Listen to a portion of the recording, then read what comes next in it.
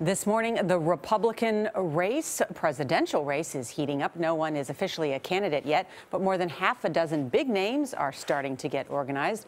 Nancy Cordes is on Capitol Hill with a look at the Republican field. Nancy, good morning.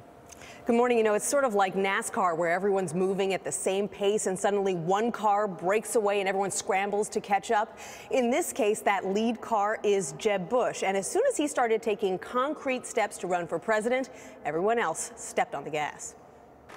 New Jersey Governor Chris Christie tested out a few campaign themes Tuesday in his annual State of the State speech. America's leadership in the world is called into question because of a pattern of indecision and inconsistency. Later in the day, he dropped hints that he is forming a PAC, a political action committee, to raise money for a possible White House bid. At the same time, aides to Wisconsin Governor Scott Walker revealed he had a campaign manager picked out and ready to go.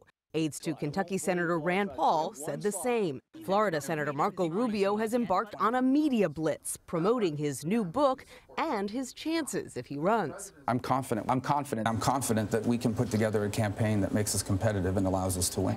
Two-time candidate Mitt Romney went from 0 to 60 in the space of a week, making dozens of calls to former donors and staffers, despite telling us this in September. I'm not running. I'm going to be helping someone else who is. We don't know who that is yet, but we're going to get a good Republican in there. And suddenly, early voting states are getting a lot of love. Christie heads to South Carolina today. Former New York Governor George Pataki just wrapped up a 2-day, 25-stop tour of New Hampshire. "We'll be back soon," he tweeted.